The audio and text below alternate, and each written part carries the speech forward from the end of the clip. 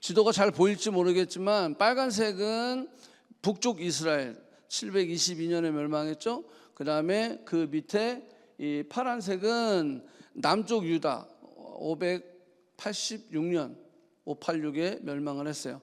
자, 586에 멸망을 했는데, 자, 1차 지금 여기가 1차거든요. 1차 포로로 잡혀갈 때는 다니엘이 잡혀갔어요. 여러분들 잘 아시는, 이제 이번 주부터 다니엘을 읽을 텐데, 다니엘이 잡혀가고 2차 포로 때는 지금 에스겔이 잡혀갔어요. 그러니까 에스겔은 2차 포로 때 잡혀간 선지자였다라고 성경은 기록하고 있어요. 자, 그리고 이제 3차가 이제 좀 이따 나오겠지만, 이게 이제 586년에 3차 마지막 시드기야 왕 때 잡혀가고, 이제 남쪽 유다는 완전히 멸망해 버립니다. 예루살렘 성전도 전부 다 무너져 버리게 되는 거예요. 자, 에스겔서 1장, 내가 그발 강가에 사로잡힌 자중에 있을 때, 그발 강가는 바벨론에 있는 강가입니다. 그발 강가에서 사로잡힌 자중에 있을 때, 포로로 있을 때를 얘기하는 거예요. 여호야긴 왕에 사로잡힌 지 5년째. 자, 두 번째 아까 포로 잡혀갔을 때가 여호야긴이에요. 요때 요 두 번째. 그때 5년 때에 여호와의 말씀이 내게 임하였다라고 하는 거예요. 자, 그러니까 지금 에스겔은 어디에 있어요? 바벨론에 캡티비티 돼서 이제 잡혀 있는 겁니다. 포로로 잡혀간 지 5년 되던 해에 하나님의 말씀이 이제 에스겔에게 임한 거예요. 자, 에스겔의 이름의 뜻은 하나님이 힘을 주신다라고 하는 뜻이에요. 그래서 실제로 이스라엘 백성들은 이 에스겔을 가리켜서 이스라엘의 파수꾼이다, 희망의 선지자다라는 별명으로 부르기도 했다라고 하는 거예요. 자, 에스겔의 역할은 이스라엘에서 바벨론으로 잡혀간 이스라엘 백성들을 향해서 하나님의 회복을 선포하고 있습니다. 하나님의 회복을 선포하기 전에 무엇을 선포하냐면, 너희들을 채찍질했던, 너희들을 멸망시켰던 주변의 나라들에 대한 하나님의 심판을 선포해요. 그리고 하나님의 심판을 선포한 후에 36장부터 마지막 장까지 하나님께서 이제 이스라엘을 회복하실 거야 라고 하는 메시지를 전하게 됩니다. 자, 그런데 재미난 것은 에스겔 33장이에요. 여기 보면 뭐라고 되어 있어요? 12해 되던 해, 그러니까 5년에서 하나님의 말씀이 임했고, 그 다음에 6, 7, 8년 쭉 지나면서 12년 되던 해, 그러니까 약 6년에서 7년이 지난 해에 어떤 일이 벌어지냐면 이스라엘이 함락됐다, 이 소식을 듣게 되는 거야. 남쪽 유다가, 내가 잡혀온 내 나라가, 내 조국이 완전히 멸망했다라고 하는 거예요. 이 소식을 들었던 에스겔은, 내가 그동안 몇 년을 지금 선포를 했죠? 거의 6년에서 7년을 선포했어. 그렇게 하나님의 말씀을 선포했음에도 불구하고 지금 들려오는 소식은 뭐야? 이스라엘이 이제는 끝, 멸망을 했다. 그 소식을 듣게 되는 거예요. 자, 내가 그렇게 열심히 복음을 전했고, 내가 그렇게 하나님의 말씀을 선포했음에도 불구하고 이스라엘은 변했어요, 안 변했어요? 안 변했어요. 결국은 어떻게 됐어요? 멸망했어요. 힘이 날까요, 안 날까요? 힘이 안 나죠. 의욕도 없어지고, 열정도 없어지고, 보람도 없어져요. 다 죽게 됐다, 다 멸망했다, 이스라엘 성전이 다 무너졌다라고 하는 소식을 들었던 거예요. 다 무너지는 거예요. 소망도 없어져 버리는 상태가 됐다라고 하는 거예요. 자, 이때 하나님께서 에스겔에게 나타나서 왜 이스라엘 백성들이 멸망했는지를 설명하고 있어요. 자, 우리가 이걸 잘 들어야 돼. 왜 우리가 하나님의 심판을 받게 되는지, 왜 내 뜻대로 뭔가 해보려고 애를 썼는데 하나님 막으시는지. 자, 그 이유는 간단해요. 뭐냐면 너희들이 내 거룩한 이름을 더럽혔기 때문이다. 하나님의 이름을 더럽혔기 때문에. 너는 내 이름에 똥칠을 했어. 그렇기 때문에 하나님은 심판이라고 하는 것을 통해서 이스라엘 백성들에게 이제는 내가 너희를 위함도 아니요 나의 이름을 하나님의 이 거룩한 이름을 회복하게 하기 위해서 나의 큰 이름을 내가 거룩하게 할지라 라고 주님이 선포하시는 거예요. 여러분들 왜 그런지 아세요? 하나님의 거룩이 회복이 돼야 우리의 축복이 회복됩니다. 아멘. 우리의 축복이 먼저가 아니에요. 하나님의 거룩이 반드시 먼저 회복돼야죠. 그래야 우리의 삶의 풍성함과 우리의 삶의 축복이 회복될 수 있는 것입니다. 하나님의 거룩이, 하나님의 이름이 땅에 떨어졌을 그 상태에서는 절대 우리에게 은혜와 축복과 하나님의 풍성함이 주어지지 않습니다. 자, 그래서 하나님이 에스겔에게 나타나서 자신의 인텐션을 설명하고 있는 거예요. 자, 에스겔서 36장 24절도 마찬가지예요. 자, 하나님께서 이렇게 멸망시키시고 나서 에스겔에게 말합니다. 나중에 내가 너희들을 다 고국으로 다시 부를 거야. 25절에 보니까 뭐라 그랬어요? 정결하게 하고 모든 더러운 것, 모든 우상 숭배를 다 정결하게 할 거야. 그리고 26절에 보면 새 영을 너희 속에 두고 새 마음을 너에게 줄 거야. 이렇게 약속을 하시는 거예요. 자, 에스겔 36장 27절 뭐 보면 또 약속하시는 거예요. 새롭게 할 거다. 내가 내 영을 너희 안에 두고 내 율례를 행하게 하고 내 규례를 지켜 행하게 할 거야. 내가 너희 조상들에게 준 땅으로 다시 들어가게 할 거야. 그런데 현실은 어떻게 됐죠? 현실은 지금 멸망했어요. 나라가 이제 끝났어. 시드기야 왕이 마지막 왕인데 두 눈이 뽑혀가지고 그러고 잡혀온 거야. 이런 절망 가운데 지금 현실은 바라보고 있는 거예요. 백성들이 분열했어요. 백성들이 상처를 입었어요. 백성들이 소망을 잃어버렸어요. 백성들이 좌절하고 있어요. 백성들이 지금 고통스러워하고 있어요. 사기가 이미 다 저하돼 버렸어요. 아무것도 할 수 없는, 선지자로서도 이제는 할 수 있는 일이 없는 거예요. 내가 6년 7년을 내가 이렇게 열심히 애를 썼는데 결국은 이 결과, 에스겔도 지칠 대로 지쳤다라고 하는 거예요. 이때 하나님께서는 에스겔을 어디로 옮기시냐면 마른 뼈들이 있는 골짜기로 데려가시는 거예요. 자, 이런 상황 안에서 소망이 없고 분열하고 멸망하고 다 지금 포기된 상태. 나도 지쳤어. 내가 그렇게 외쳤지만 나라는 결국은 망했어. 그런 상태에서 하나님은 에스겔을 들어다가 마른 뼈가 있는 골짜기로 옮기시는 거예요. 그러면서 시청각 교육을 시키시는 것을 볼 수가 있다라고 하는 거예요.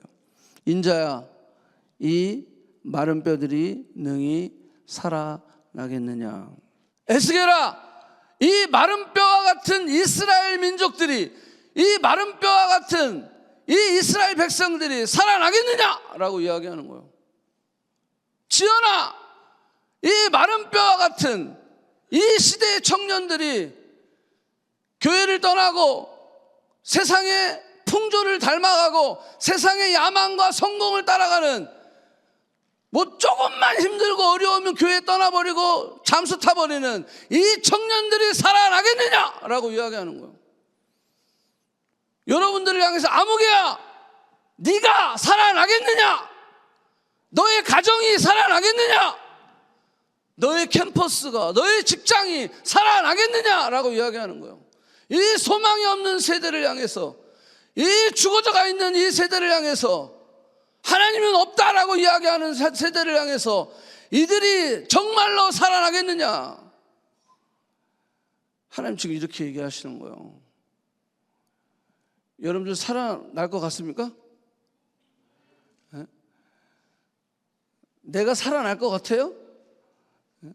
내 가정이 살아날 것 같아요? 그거를 지금 말씀하고 있는 거예요. 그거를 지금 말씀하고 있는 거예요. 97년도에 아프리카 선교를 갔었어요. 탄자니아로. 그때 40일인가 30일, 거의 한 달을 갔어요.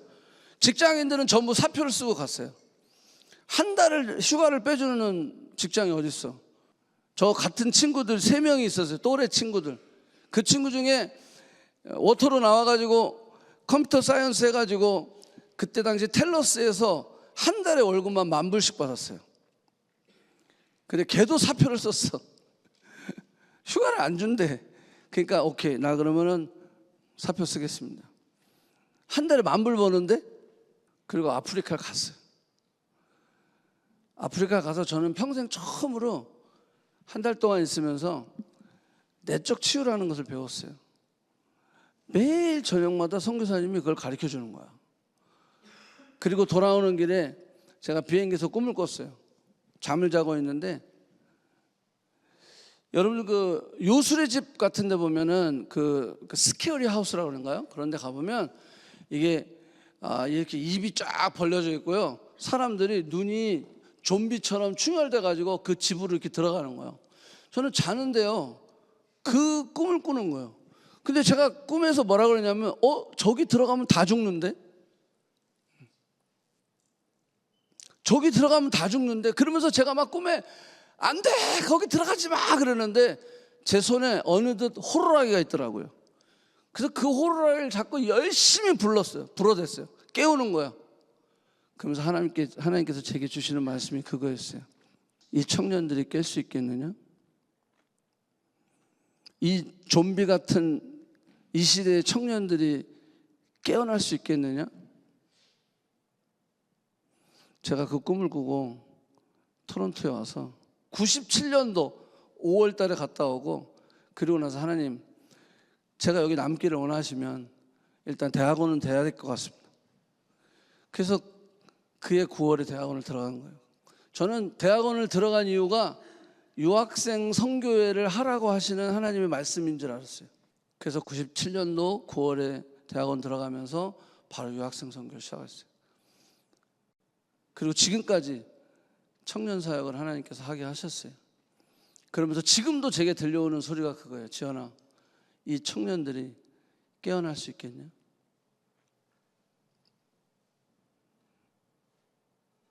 에스겔의 답은 뭐였죠? You alone know. 당신만 아십니다.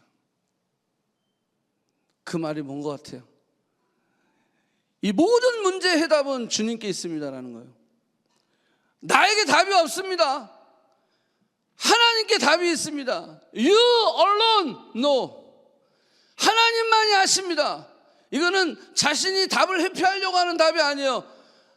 이 마른 뼈, 거기 보면 많은 마른 뼈들이, 이 이스라엘, 이 마른 뼈 같은 이스라엘이 살아날 수 있겠느냐? 오직 하나님만이 답이십니다. 그렇게 저는 30년을 토론토에서 살아가고 있어요.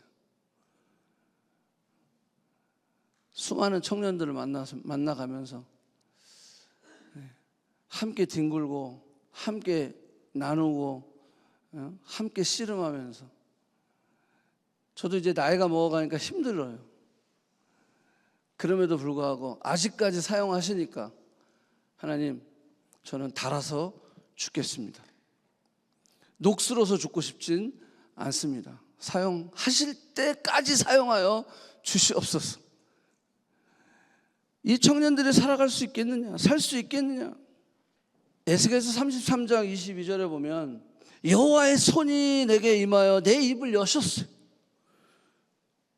그리고 나서 뭐라 하냐면 내 입이 열리기로 내가 다시는 잠잠하지 아니하겠노라. 하나님, 주님이 내 입을 여셨는데, 주님이 나의 길을, 김지연이도 플랜이 있었다고 그랬잖아요. 내가 하고 싶은 게 있었다고. 그걸 다 막으시고 이 청년들이 깨어날 수 있겠느냐? 그 말씀에 반응하여 이곳에 남아서 사역하는 이 김지연의 입을 여셨사오니 나는 뭐하지 않겠나이다? 잠잠하지 않겠나이다. 그래서 지금까지 떠들고 있는 거예요. 제가 에스겔에게 이 놀라운 장면을 보여주셨던 그 하나님은 why 에스겔일까라고 묵상해 봤을 때 에스겔에게는 특징이 있었어요. 뭐가 있었냐면 잠잠하지 않겠나이다, 포기하지 않겠나이다, 절망하지 않겠나이다, 여기서 멈추지 않겠나이다. 그러면서 하나님이 이렇게 말씀하셨어요. 에스겔 34장 2절에 보니까 목자들이 있는데, 여러분들 청년들에게 나름대로 다 리더십들이 있죠. 여러분들을 끌고 가는 무언가들이 있어요. 그걸 목자야. 근데 그 목자들이 여러분들이 끌고 가는 그 무엇들이 지 밥그릇만 챙기는 거야. 자기만 먹는 이스라엘의 목자들은 화가 있을지언정 목자들이 양떼를 먹이는 것이 마땅하지 아니하냐? 근데 안 먹이고 있다는 거예요. 여러분들, 세상은요, 여러분들을 절대 잘 되게 하지 않습니다. 여러분들 이용하는 것뿐이에요. 이용하는 거예요. 어떻게 하든지 이용해서 원하는 돈도 주고 원하는 명예도 주고 원하는 스펙도 주고 하면서 하나님으로부터 멀어지게 하는 거예요. 여러분들을 망하게 하려고 하는 거예요. 5절에 뭐가 있어요? 목자가 없으므로 흩어지고 흩어져서 모든 들짐승에 뭐가 됐다? 밥이 되었다. 이 세상의 청년들이요, 이 들짐승들의 밥이 됐어요. 목자 없이 진정한 목자가 없는 거야. 목자도 다 싹군 목자야. 돈 받고 일하는 목자기 때문에 그냥 자기가 위태하면요, 양 놓고 다 도망가 버리는 거예요. 이게 가짜 목자. 나는 선한 목자라 예수님 말씀하시잖아요. 사나운 짐승이 오면 목숨을 걸고 그 양을 지키는 거, 그게 선한 목자인 거예요. 여러분들의 진정한 목자는 누구입니까? 돈입니까? 남친입니까? 여친입니까? 명예입니까? 세상적인 부귀영화입니까? 세상적 성공이에요? 그게 여러분들의 목자예요? 결국 그 목자를 따라가는 자들은 들짐승의 밥이 된다라고 하는 거예요. 누구를 따라야 되는 거예요? 에스겔서 33장 33절에 보면 아주 멋있는 말이 있어요. 그들이 한 선지자가 그 자기 가운데 있음을 알리라.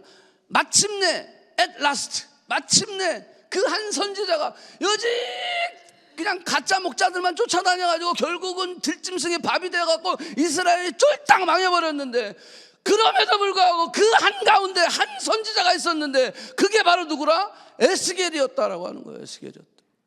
왜? 에스겔이 그 입술을 멈추지 않았기 때문에. 내가 다시는 잠잠하지 아니하리라.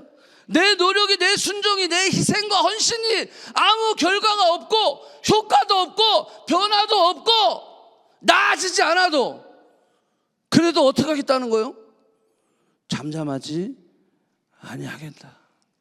쉬지 않겠다는 얘기예요. 포기하지 않겠다는 거예요. 멈추지 않겠다는 거예요. 결과를 보지 않겠다라는 거예요. 환경과 상황을 보지 않겠다라고 하는 거예요. 내게 주어진 사명과 부르심에 순종하며 나 한 사람만 남아도, 이 교회에 봉사하는 사람이 나 하나밖에 없어도 하겠다는 거야, 안 하겠다는 거예요?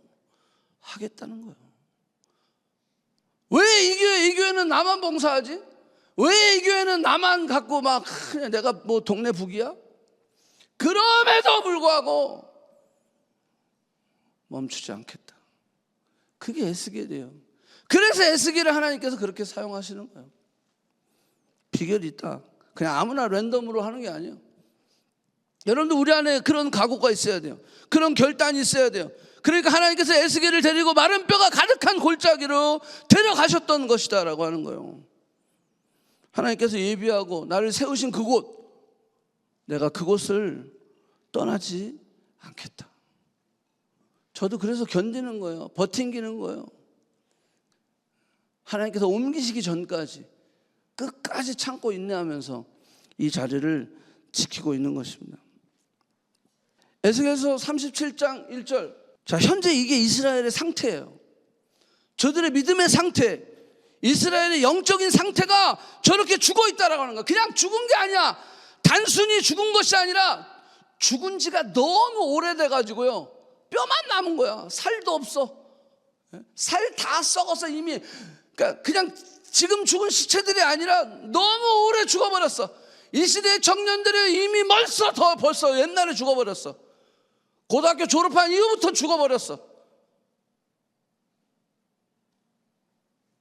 그렇게 세상을 쫓아가는 거예요.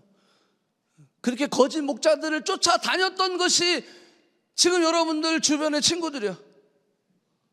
그게 나일 수도 있어. 내가 그렇게 살아왔구나. 죽은 지 이미 오래돼가지고 다 부패해서 뭐만 나왔어요? 뼈만 남아버렸어. 뼈만 남아버렸어. 아무것도 남은 게 없어. 뼈만 남았어. 그게 이 시대의 지금 현재 상황이라는 거예요. 하루 이틀의 문제가 아니야. 1년 2년의 문제가 아니야. 평생의 문제였다고 하는 거예요. 아니 집안 대대로의 문제였어요. 제너레이션 투 제너레이션의 문제였어요.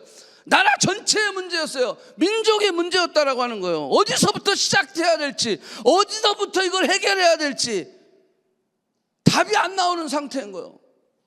답이 없어. 답이 없어. 재생 불가. 완전히 끝나버린 상태. 골짜기를 보면 볼수록 그냥 악취만 나고요.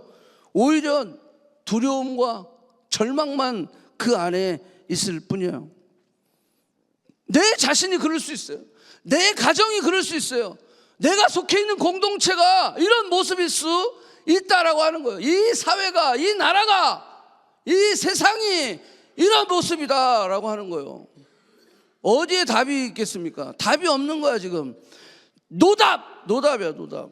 이런 문제 앞에 하나님께서는 문제 제기를 하시지만 너무 감사한 것은 답을 이야기하고 있다는 거예요. 아멘. 오늘 이 답을 알고 가시기 바랍니다. 자, 여기 오늘 읽은 에스겔 37장 1절부터 14절까지 말씀 가운데는 넘버 10과 넘버 3에 아주 중요한 숫자가 있어요. 10, 3. 요걸 꼭 기억하시기 바랍니다. 성경에 보면 이 바이블 그 meaning of numbers, 이 성경 안에 이 번호의 그런 뜻들이 있어요. 근데 제가 무슨 넘버를 했어요?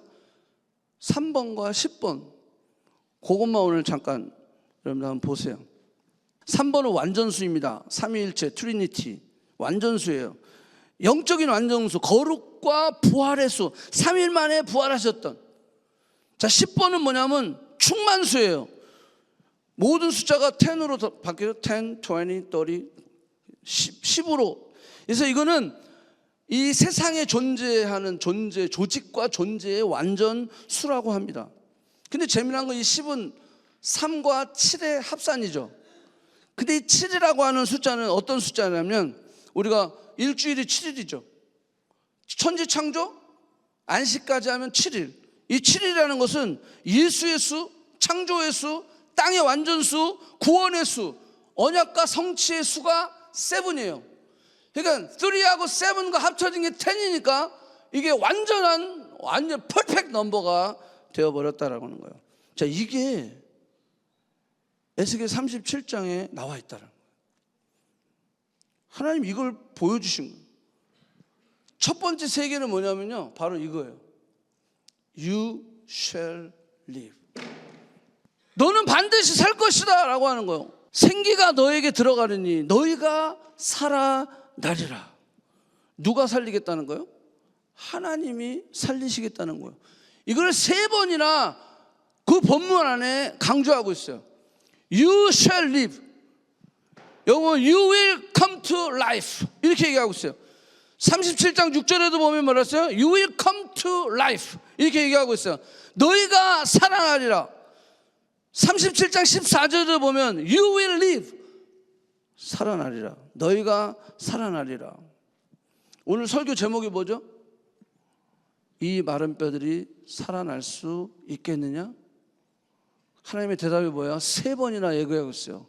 You shall live. 살아나리라. 아멘? 일단 결론을 가지고 우리가 진행을 해보자는 거예요. 어떤 절망 가운데 있을지라도 내 지금 상태가 믿음이 다 뭉그러져 있고 내 상태가 정말 소생하기 어려운 상태에 있을지라도 내 가정이 그런 상태에 있을지라도 내가 기도하고 있는 내 친구가 그런 상태에 있을지라도 주님의 대답은 뭐예요? 살아나리라. 아멘? 아멘. 살아난다라는 거예요. 살아난다라는 거예요. How? 이걸 배워야지. How를 못 배우면 배우나 마네 오늘. 그게 아주 중요한 거예요. 살아나리라.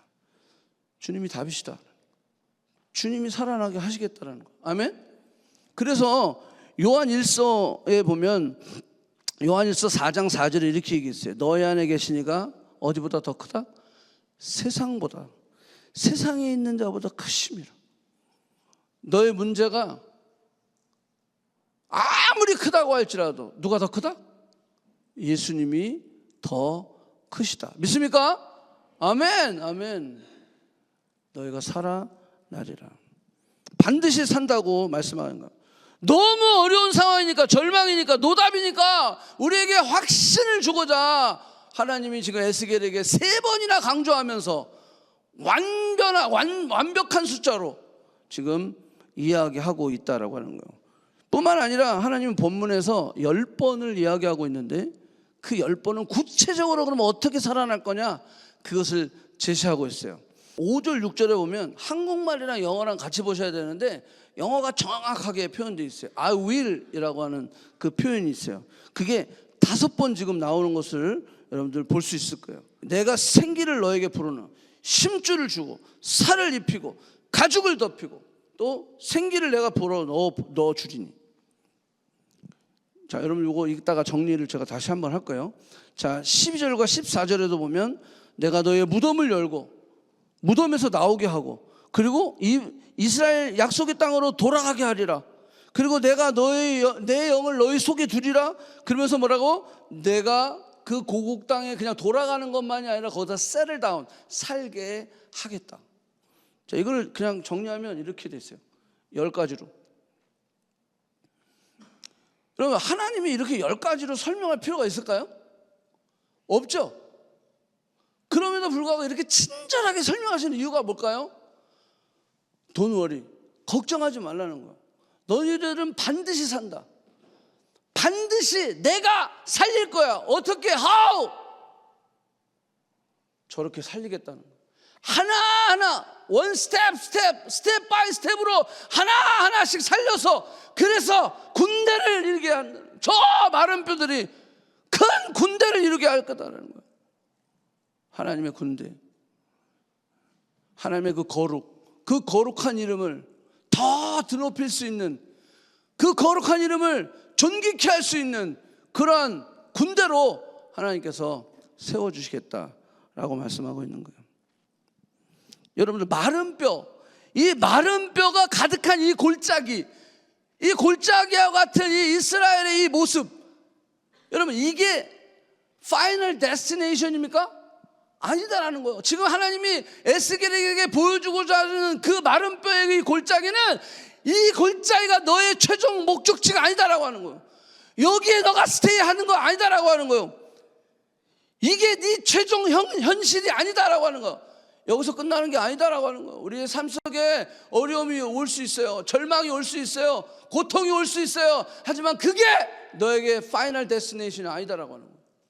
우리가 그것을 마지막, 여기가 내 최종 목적지야, 여기가 내 최종 현실이야 라고 사람은 생각했을 때 극단적인 선택을 하게 돼 있어요. 아, 살아서 뭐하나? 그냥 하나님 말씀하시는 거예요. 이게 너의 최종 목적지, 거기가 아니다라고 하는 거예요. 그걸 지금 말씀하고 있다. 반드시 살리라. 너희는 산다. 너희가 반드시 살리라 라고 약속하는 거예요. 너의 육신의 눈으로는 아무 쓸모없고 가치도 없고 소망이 없는 수많은 뼈들을 보지만, 우리의 눈으로 볼 때, 우리의 육신의 눈으로는 그거밖에 안 보인다라고 하는 거예요. 쓸데없는 거야. 소망도 없고 아무것도 할 수 없는, 가치 없는.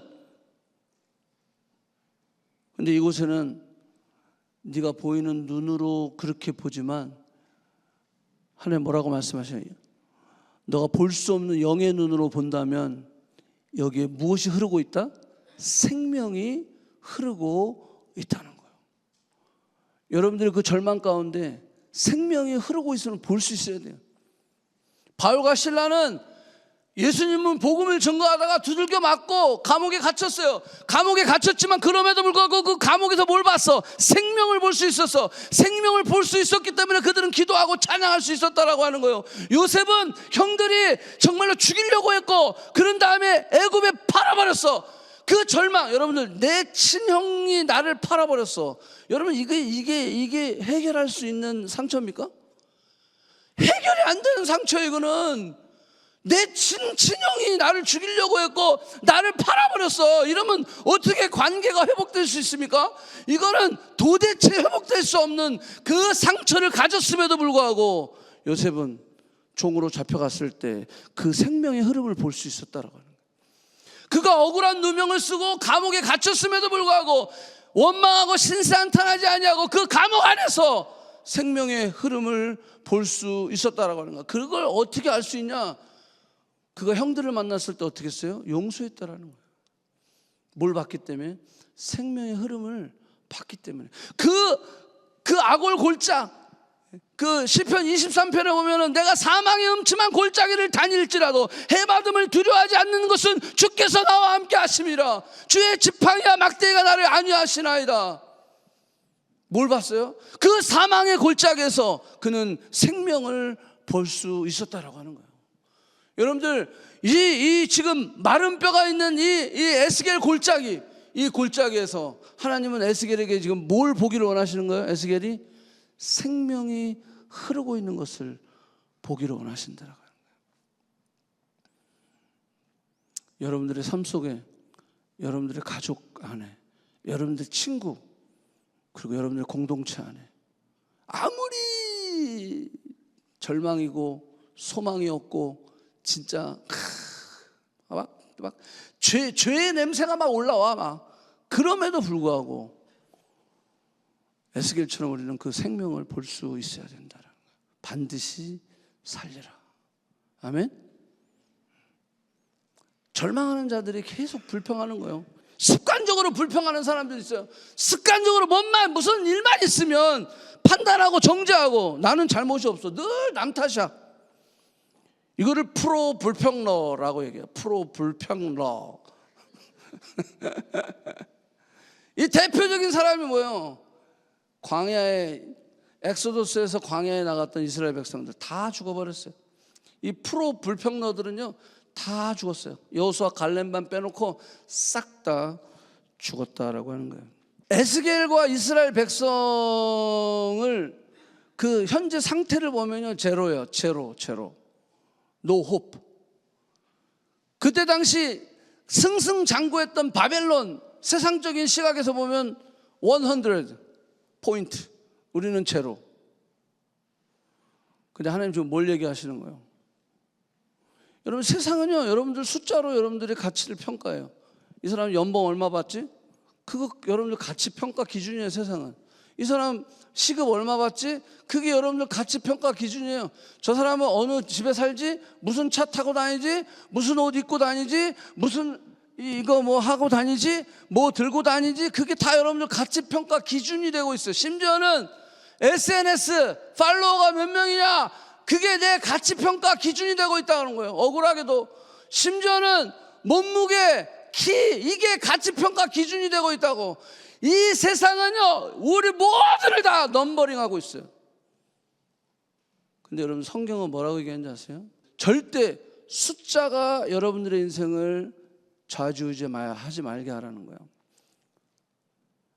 다윗은 골리앗 앞에 나갈 때 빵점짜리였어요. 골리앗은 100점. 그리고 다윗은 골리앗 앞에 나갈 때 온리 그 돌멩이 5개만 들고 갔어요.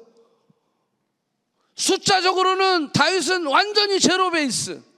그럼에도 불구하고 누가 이겼어요? 다윗이 이겼어요. 아멘? 아멘. 모세가 80세의 나이에 애굽에 들어갔을 때는 제로. 페로는 그때 당시에 신과도 같은 자야. 페로 앞에 섰던 모세는요 아무리 봐도 세상적인 기준으로 보면 얘는 제로고 얘는 1000이야. 근데 누가 이겼어요? 누가 이겼어요? 답을 안 해. 모세가 이긴 거예요. 세상이 여러분들을 넘버로 매길 때 하나님은 내 앞에서는 넘버가 중요하다, 중요하지 않다, 중요하지 않다라고 하는 거예요. 아멘? 아멘. 그래서 이 공식이 성립되는 거예요. 다 가졌어도 마이너스 갓. 하나님이 없으면 그 사람은 nothing, 제로예요. 아무것도 없어도 하나님을 가진 자들은 다 가진 자다라고 하는 거예요. 아멘? 이 믿음이 우리에게 있어야 되는 거예요. 있어야 되는 거예요. 마지막으로, 그러면 하나님이 다 하신다는데 나는 할 게 없잖아. 그렇죠? 자, 하나님 앞에 맡긴다는 게 무슨 뜻이에요? 자, 이거 좀 마지막으로, 왜? 에스겔이 지금 다 봤어. 오케이, 하나님이 10, 3 강조하시고 10가지 약속하셨어. 오케이, 하나님이 반드시 주실 거야. 그러면 나는 할 일이 뭐지? 하나님 다 하신다며. 그러면 하나님에 맡기면 되는 거 아니에요? 우리가 해야 할 일이 뭐예요? 하나님이 다 하실 거니까 그냥 다 하나님께 맡기면 됩니까? 우리는 종종 아무것도 하지 않아도 되는 것, 그것을 믿음이라고 착각할 때가 있어요. 하나님이 약속하시고 하시겠다고 하셨으니까 알아서 해주겠지? 이렇게 하고 기도만 해? 이거를 경건한 사람인처럼 착각하는 경우가 있다는 거예요. 이거는요, 경건한 것처럼 보이지만 아주 무책임한 말이에요. 게으르고 태만하고 책임감 없는, 심지어는 교만한 말이다라고 하는 거예요. 물론 우리가 뭘 해도 안 될 때가 있어요. 내가 해보니까 뭘 해도 안 돼. 그러니까 하나님께 맡겨야 돼. 자, 그럴 때가 있어요. 자, 그럼에도 불구하고 나는 아무것도 안 해도 되나요? 오늘 이 설교를 누가 주셨을까요? 하영자매? 하영자매가 안 줬지? 이 설교 누가 주셨어요? 하나님 주셨어요. 무슨 설교를 할까 고민하고 기도하고 막 묵상하고 하다가 하나님 깨닫게 해주시고 성령님이 통해서 내가 이렇게 방향을 갈 수 있도록 하나님께서 인도해 주시고, 뭐 이런 의미에서 하나님께서 주셨다라고 하면 100% 동의. 그런데 이 설교 하나님께서 주셨습니다 라고 이야기하면서 어떤 사람이 이렇게 얘기하는 거예요. 설교 준비하려고 책상에 앉았는데 갑자기 원고가 하나 왔어. 그래서 보니까 하나님이 이 원고를 주셨어. 그래서 제가 오늘 갖고 와서 설교를 합니다. 이거 가짜예요, 진짜예요? 이건 말이 안 된다라는 거예요. 그러면 내가 할 일이 있다는 거 없다는 거예요? 내가 할 일이 있는 거예요. 제가 그래서 밥을 안 먹고 이렇게 열심히, 그냥 제가 주일날은요 배가 쪼록쪼록 고픔에도 불구하고 이렇게 소리 지르는 거야. 한 끼도 안 먹고 와가지고 지금 소리 지르는 거야. 왜? 늘 그랬잖아요. 제가 여기 뭐 대부분은 아시겠지만 여기 오신 지 얼마 안 되신 분들은 제가 주일날은 아예 밥을 안 먹어요. 왜? 한 1분이라도 더 보고 싶어서, 한 문장이라도 한 것 더 고치고 싶어서, 더 하나님께서 역사하시고. 왜? 여러분들이 어떤 마음으로 이 자리에 와 있는지 아니까. 얼마나 힘든 마음으로, 그래도 일주일에 한 번이라도, 주중에 오는 사람들도 있지만 일주일에 한 번 오는 친구들은 그래도 이 예배 가운데 사모하면서 오는데 목사가 준비도 대충 하고, 내가 하나님 앞에 부끄러워서 밥을 먹을 수가 없는 거예요. 이 하나님께서 이거를 주셨다라고 말하기에는 솔직히 허접해요. 제 설교가. 예, 허접한 건 사실이야. 좀 부끄러워. 그렇지만 설교를 준비하는 과정에서 하나님께서 역사하셨고 인도하셨다라고 하는 것은 제가 부인할 수 없는 사실인 거예요. 무슨 얘기예요? 아무 노력이 없이 모든 걸 맡긴다는 것, 그게 하나님께 맡긴다는 의미가 아니다라고 하는 거예요. 하나님께 맡긴다는 것은 나의 최선을 드리고 결과를 맡기는 거예요. 나는 최선을 다하는 거야. I do my best를 하는 거예요. 그리고 그 결과를 하나님 앞에 맡겨드리는 거예요. 이게 하나님 앞에 맡겨드리는 거예요. 나는 아무것도 안 해. 그런데 그게 최선이래. 내가 안 하니까 더 잘 되대? 여러분들, 이게 하나님 앞에 최선입니까? 아니다라고 하는 거예요. 우리는 하나님의 은혜 아니면 살아갈 수 없는 존재입니다. 아멘입니까? 그래서 은혜 때문에 오늘도 죽을 힘을 다해 노력하는 거예요. 그 은혜 때문에 우리는 하나님의 은혜 아니면 한 걸음도 숨도 쉴 수 없는 그러한 존재예요. 그래서 그 은혜 때문에 우리는 한 발자국 더 뛰기 위해서 죽으려고 애를 쓰는 거예요. 오늘 이 자리에 안 나오고 싶지만, 아파서 힘들지만 그래도 죽을 힘을 다해서 나올 수 있는 건 하나님의 은혜 때문에 그러는 거예요. 하나님께 맡기는 삶이기 때문에 그러는 거예요. 하나님께 맡기는 거가 나는 아무것도 안 하고 그냥 쉬고 있거나 이런 게 아니다라고 하는 거예요. 그 은혜 때문에 내가 죽을 힘을 다해서 한 걸음 더 뛰는 거야. 나도 요즘 죽겠어 지금, 힘들어서. 근데도 죽을 힘을 다하는 거야. 그 은혜 때문에. 그게 하나님 앞에 맡기는 삶이에요. 왜? 십자가의 은혜가 그거예요. 십자가의 은혜가 예수님이 그냥 그래 그냥 죄 용서하는 걸로 하지, 그게 아니라 십자가의 은혜는 당신이 이 땅 가운데 오셔서 높고 높은 보좌 위에서 낮고 낮은 이 땅 가운데 오셔서 empty himself, 그렇게 오셔서 인간의 몸을 입고 가진 고난과 고통과 아픔과 좌절과 배신과 채찍과 욕설을 당하시고 채찍을 맞으시고 십자가에 찢어 죽으신 그 은혜, 그게 그리스도가 우리에게 보여주셨던 하나님께 맡기는 삶이에요. 내 영혼을 아버지께 맡기나이다. 그러면서 주님은 아무것도 안 하셨어요? 자신을 찢어 주셨다라고 하는 거예요. 자신의 최선을 다했다라고 하는 거예요. 땀방울이 핏방울이 되도록 뚝뚝뚝 떨어지면서까지 아버지여 내 뜻대로 마시고 아버지 뜻대로 되기를 원하나이다. 이게 최선인 거야. 이게 하나님 앞에 맡기는 삶인 거야. 아무것도 안 하면서 그냥 하나님이 해주시겠지? 천만의 말씀. 내가 땀을 흘려야 돼요. 내가 노력을 해야 되는 거예요. 내가 최선을 다해야 되는 거야. 그래서 결과를 하나님 앞에 맡기는 거다라고 하는 거예요. 그래서 우리는 하나님의 그 은혜 앞에서 실패해도 좌절하지 않는 거예요. 실패해도 포기하지 않는 거예요. 억울한 일을 당해도 내가 도망가지 않는 거예요. 내가 서야 할 이 자리를 지키는 거예요. 내가 그렇게 대우 못 받고 내가 진짜 내가 뭐 여기만 내 딴 데 가면 진짜 대우 받는다, 이런 꼴사나운 일들을 당할지라도 그럼에도 불구하고 내가 그 자리를 지키는 거예요.